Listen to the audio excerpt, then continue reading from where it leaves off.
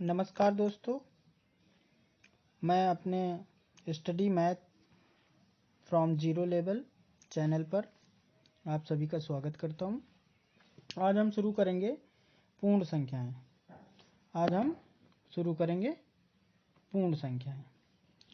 तो पूर्ण संख्याओं में हमको क्या करना है, होल नंबर कहते हैं इनको। ठीक है, पूर्ण संख्याओं को क्या कहते हैं, होल नंबर। ठीक, होल नंबर जो हैं ये जीरो से स्टार्ट होते हैं, 0, 1, 2, 3, 4। ठीक है, तो सबसे छोटा जो पूर्ण संख्या है, सबसे छोटी जो पूर्ण संख्या है वो क्या है, 0। और सबसे बड़ी पूर्ण संख्या हम नहीं बता सकते, इनफाइनाइट, अनंत है वो। ठीक है, क्योंकि नंबर का अंत नहीं है, इस हिसाब से सबसे बड़ी पूर्ण संख्या हम नहीं बता सकते। ठीक है, अब हम आगे चलते हैं, बात करते हैं थोड़ा सा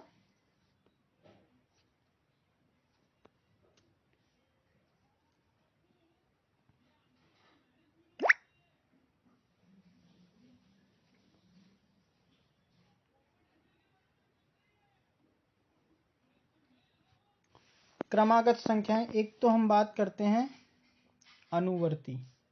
किसको बात करते हैं, अनुवर्ती। ठीक है, अनुवर्ती। और एक होती हैं पूर्ववर्ती। ठीक है, पूर्ववर्ती संख्या और अनुवर्ती संख्या, दो संख्याओं पे बात करते हैं। अनुवर्ती को हम उत्तरवर्ती भी कहते हैं, अनुवर्ती संख्या को हम उत्तरवर्ती संख्या भी कह देते हैं। ठीक है, पूर्ववर्ती का मतलब होता है, पूर्व का मतलब होता है पहले की संख्या। ठीक है, पूर्व का मतलब होता है पहले, और अनु का मतलब होता है बाद में। ठीक है, तो हम क्या करना है, जो पूर्ववर्ती है, अगर हम किसी की पूर्ववर्ती लिखते हैं तो जैसे हमने लिखा 15, 15 की पूर्ववर्ती कितनी होगी, 14। ठीक है, इसी तरह से अगर 15 की अनुवर्ती कहें, 15 की अनुवर्ती कहें तो वो क्या होगी, 16। ठीक है, अब हम बात करते हैं आगे क्रमागत संख्याओं की। ठीक, अब हम बात करते हैं क्रमागत संख्याओं की। ठीक है, तो क्रमागत संख्याएं कौन सी होती हैं, क्रमागत कौन सी, क्रमागत। तो क्रमागत संख्याओं में आपको क्रम से, जैसे हमने एक लिया, एक के बाद कौन आता है, 2, 2 के बाद कौन आता है, 3। इसी तरह से अगर मैंने लिया मान लो 15, 15 के बाद 16, 16 के बाद 17, ये हमारी क्रमागत संख्याएं कहलाती हैं। एक बात यहाँ पर देखनी है तुमको, क्रमागत संख्याओं में मान लीजिए 15, 16 और 17 हमारी क्रमागत संख्याएं हैं। ठीक है, तो अगर हम 15 प्लस 17 को जोड़ते हैं और उसको 2 से भाग कर देते हैं, ठीक है, तो हम इसको भाग कर देते हैं तो क्या होगा, देखिए 7 और 5 12 और 3, ठीक है, 32 हो गया। 32 को जो हम भाग करेंगे तो 2 16, तो हमारी बीच की संख्या निकल कर आ जाती है। ठीक है, तो इस हिसाब से इस चैप्टर में इस टाइप के कुछ क्वेश्चन भी दिए हुए हैं। ठीक है, उसकी बात करते हैं हम। जैसे हमने कहा, हाँ एक चीज और है, जैसे वो कह रहा है 100 के ठीक पहले, यहां पर देखिए 100 के ठीक पहले दो क्रमागत पूर्ण संख्याएं बताओ। ठीक है, ठीक पहले, 100 से ठीक पहले कौन, 99, 99, और इससे भी पहले कौन, 98, ये दोनों इससे पहले की संख्याएं हो गई। ठीक है, दूसरा इसने कहा है 101 से प्रारंभ होने वाली 4 क्रमागत संख्याएं बताओ। क्रमागत संख्याएं बतानी है 101 से प्रारंभ होने वाली, तो 101, 102, 103 और 104, ठीक है, और क्या 104, सही है। तो ये हमारी क्या हो गई, क्रमागत पूर्ण संख्याएं इसके बाद की।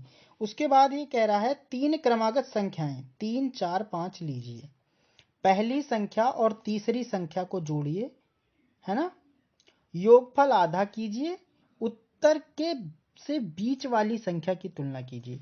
तो अभी हमने तुमको करके दिखाया था 15, 16 और 17। इन तीनों में पहली संख्या और बाद की संख्या को जोड़ोगे तो आएगा 32। इसका जब हम आधा करते हैं तो कितना आया, 16।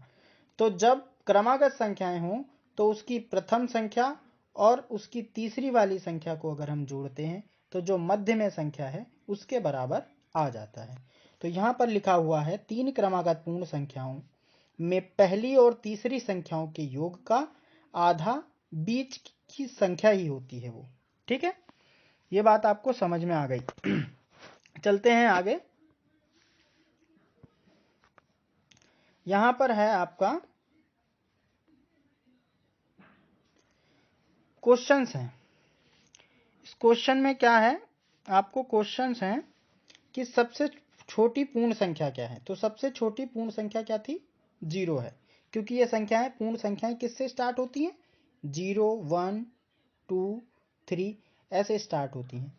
इसने कहा इसको संख्या रेखा पर पूर्ण संख्याएं जो हैं इनको प्रदर्शित कीजिए। तो हम क्या करते हैं, संख्या रेखा पर प्रदर्शित करने के लिए हमने बीच में क्या ले लिया, 0, फिर 1, 2, 3, 4, 5, 6, इस प्रकार से हम इसको संख्या रेखा पर प्रदर्शित कर देंगे। अब 0 के अगर हम राइट साइड में जाएंगे, राइट साइड में जाने पर हमें प्लस साइन, मतलब जितने भी ये नंबर हैं वो पॉजिटिव नंबर्स होंगे। अगर हम लेफ्ट हैंड साइड जाएंगे 0 से, ठीक है, लेफ्ट साइड अगर हम जाते हैं 0 से, अगर लेफ्ट साइड में जाते हैं हम तो आपको -1, -2, -3 इस टाइप से माइनस लगाने होंगे। अब देखो जो अभी क्वेश्चन हम आपको बता रहे थे, ठीक है, जो हम अभी क्वेश्चन आपको बता रहे थे उसको देखो जरा।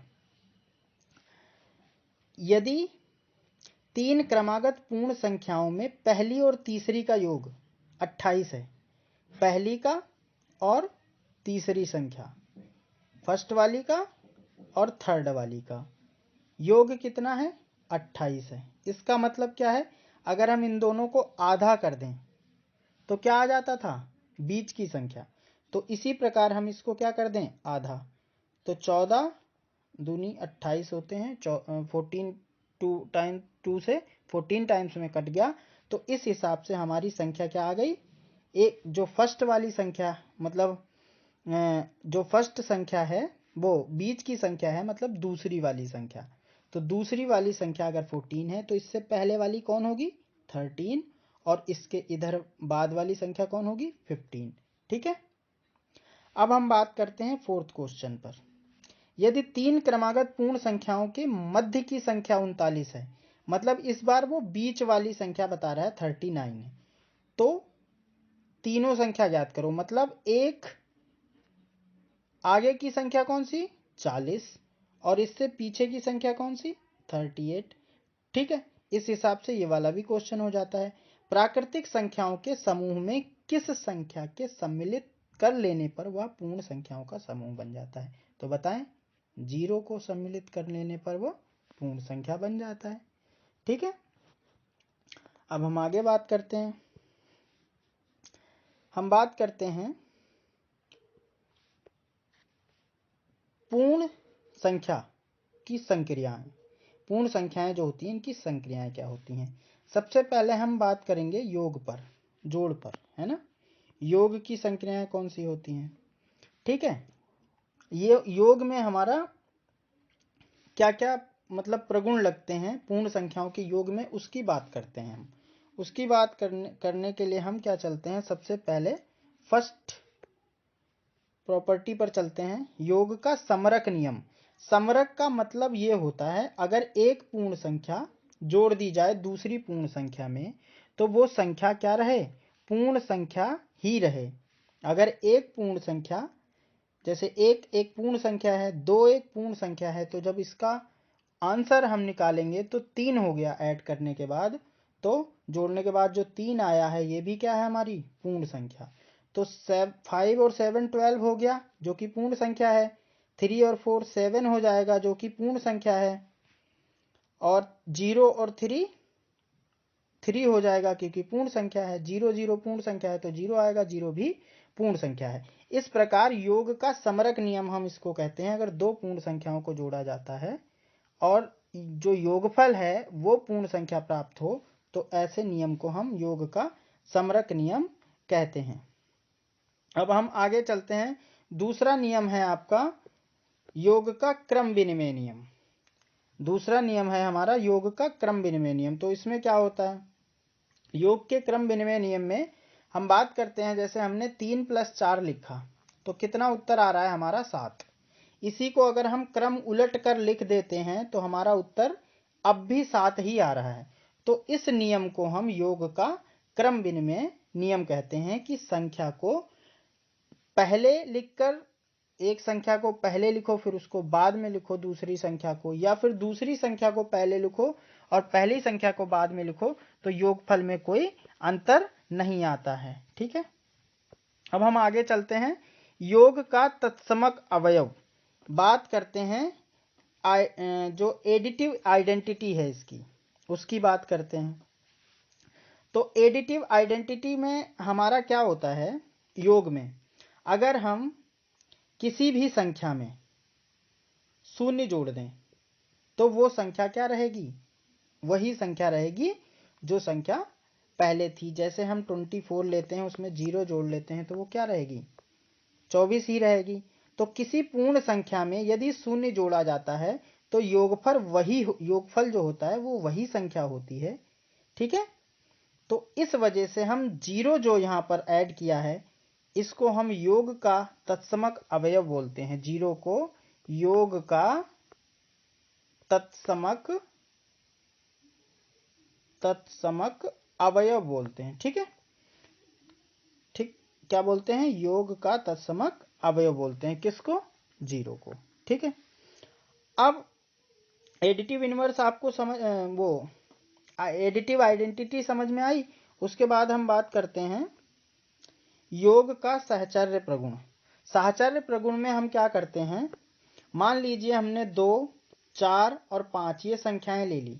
हमें क्या करना है, इन दो को पहले ऐड कर लिया, इसको हम बाद में जोड़ रहे हैं। 4 और 2 6, ठीक है, 4 और 2 6 + 5 कितना आएगा, 11। ठीक है, इसी तरह से अगर हम चाहें तो 2 + 4 में इसको पहले ऐड कर लें 4 और 5 को, तो 2 + 5 और 4 कितने हो गए, 9। तो कितना आया हमारा उत्तर, 11। तो इस प्रगुण को हम योग का सहचर्य प्रगुण कहते हैं।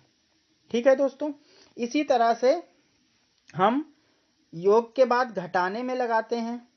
तो घटाने में क्या होता है, घटाने में ना तो हमारा समरक प्रगुण लगेगा, ठीक है, और ना ही ये योग जैसे घटाने का सहचर्य नियम ये नहीं लगता है, क्योंकि आगे पीछे लिखने पर उसमें हमारा ब्रैकेट के अंदर लिखने पर और उसमें अंतर आ जाता है। जैसे मैं क्या कहूँ, अगर हम कहें क्रम विनिमय नियम लग जाएगा तो 4 - 5 करने पर हमारा उत्तर आएगा -1, लेकिन अगर हम 5 - 4 करते हैं तो हमारा उत्तर आएगा 1। इसलिए घटाने में नहीं लगता है। ठीक, जो घटाना होता है, सब्ट्रैक्शन होता है, उसमें हमारा ये क्रम विनिमय नियम फॉलो नहीं करता। ठीक, सहचर्य नियम फॉलो नहीं करता।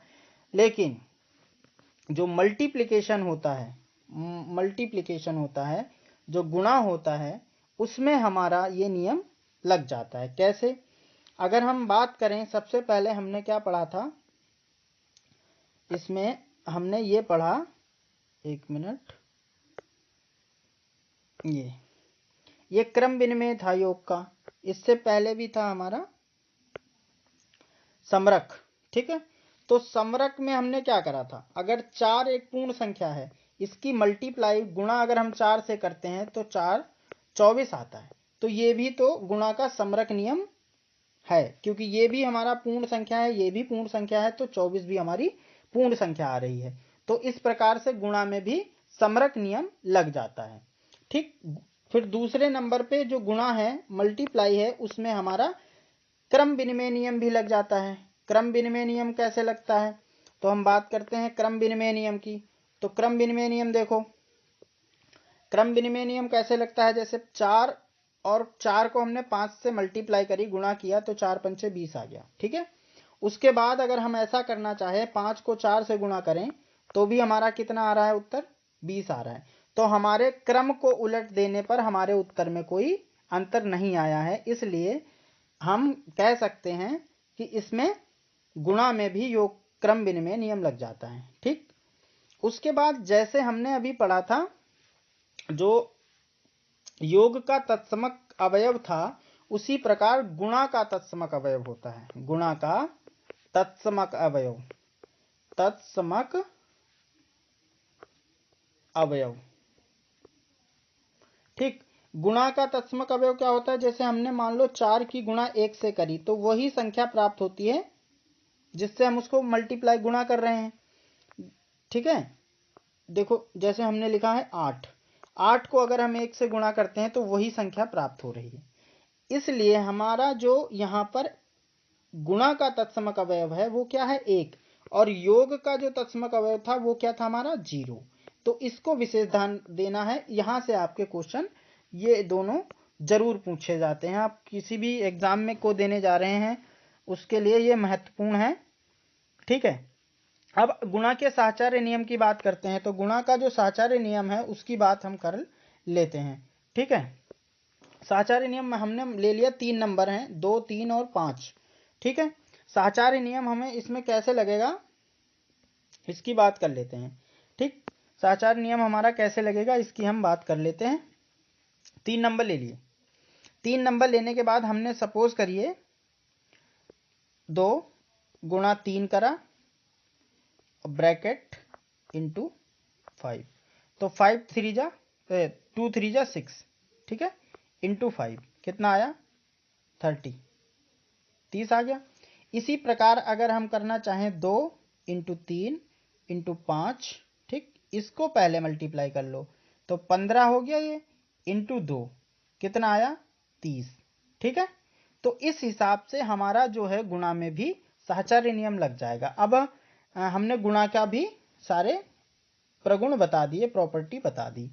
तो अब हम भाग में क्या होगा, ठीक है, डिवाइड जो है, भाग में क्या होगा, जिस प्रकार, क्योंकि भाग जो है ना वो क्या है, घटाने का ही एक रूप है, तो घटाने में भी ऐसे प्रगुण नहीं लगे, तो इसका मतलब है इस भाग में भी हमारे ये प्रगुण नहीं लगेंगे। बस एक याद रखना है, अगर किसी संख्या को, किसी जीरो को किसी संख्या से अगर भाग दिया जाता है तो उत्तर क्या आता है, उत्तर हमारा 0 ही आता है। ठीक, अगर कहीं ऐसे लिखा है 3 को अगर हम डिवाइड कर रहे हैं 0 से, अगर हम 3 को 0 से डिवाइड कर रहे हैं तो इसका जो उत्तर है वो नॉट डिफाइंड होगा, मतलब हम बता नहीं सकते।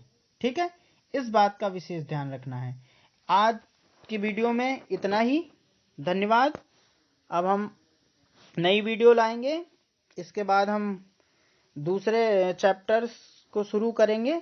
लेकिन अगर आपको वीडियो अच्छा लगता है तो लाइक कमेंट करें, सब्सक्राइब करें और शेयर अवश्य करें। धन्यवाद।